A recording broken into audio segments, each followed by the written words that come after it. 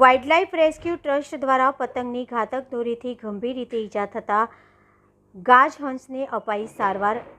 ઉત્તરાયણને આડે હવે 3 દિવસ બાકી રહ્યા છે, ત્યારે પતંગના ઘાતક દોરાથી લોકોના ગળા અને અબોલ પક્ષીઓ ઘવાતા હોવાનો દોર શરૂ થઈ ગયો છે। તેવામાં દૂરકોશથી હજારો કિલોમીટરનું અંતર કાપી આવતા પક્ષીઓ પૈકીનું એક ગાજહંસ પક્ષી ઘાયલ અવસ્થામાં મળી આવતા પક્ષી પ્રેમીઓ દ્વારા ચકાસતા પતંગના ઘાતક દોરાથી તે ગંભીર રીતે ઘવાયું હતું, જેને ત્વરિત સારવાર આપી તેનો જીવ બચાવી લેવામાં આવ્યો હતો। હાલ તેને લોહી વધુ પ્રમાણમાં વહેતું હોવાથી વેટરનરી હોસ્પિટલમાં ટાંકા લેવામાં આવ્યા હોવાનું જાણવા મળ્યું હતું।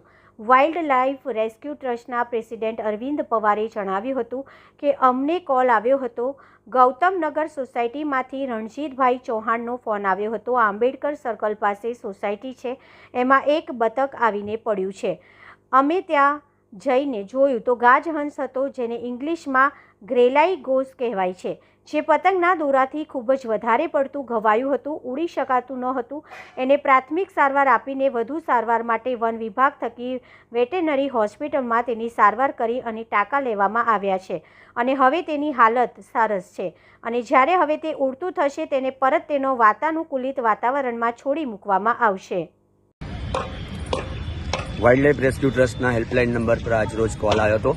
ગૌતમનગર સોસાયટી રણજીતસિંહ ચૌહાણનો ફોન હતો કે આંબેડકર સર્કલ પાસે જે ગૌતમનગર સોસાયટી છે એમાં એક બતક આવીને પડ્યું છે। અમે ત્યાં જઈને જોયું તો ગાજહંસ હતું, જેને ઇંગ્લિશમાં ગ્રે લેગ ગૂસ કહેવાય છે, એ પતંગના દોરાથી બહુ વધારે પડતું ઇન્જર થઈ ગયું હતું, ઉડી નહોતું શકતું। એને પ્રાથમિક સારવાર આપીને વધુ સારવાર માટે એને વન વિભાગ થ્રુ એને વેટનરી હોસ્પિટલમાં એની સારવાર કરી એને સ્ટીચ લઈને હવે એ સારી કન્ડિશનમાં છે। એને જ્યારે હવે ઉડતું થશે ત્યારે એને ઉડાવી દેવામાં આવશે અને આ બહારથી આવનારા જે પક્ષીઓ છે એ ભારતમાં અલગ અલગ જગ્યાએ જોવા મળે છે। આ સિઝનમાં ઠંડીની શરૂઆત થાય ત્યારે આપણા ભારત દેશમાં આવતા હોય છે, ઠંડા પ્રદેશમાંથી।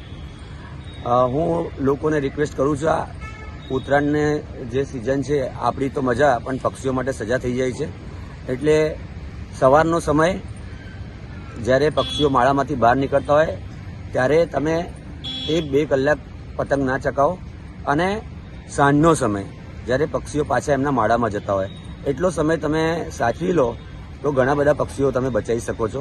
અને ગમે ત્યારે તમને આવું ઘાયલ અવસ્થામાં પક્ષી દેખાય તો તમે વન વિભાગને કાં તો અમારા વાઇલ્ડલાઇફ રેસ્ક્યુ ટ્રસ્ટના હેલ્પલાઇન નંબર પર તમે સંપર્ક કરી શકો છો। અમારો હેલ્પલાઇન નંબર છે 9974554466। મારું નામ છે Arvind Pawar, wildlife rescue trust president. Jai Hind.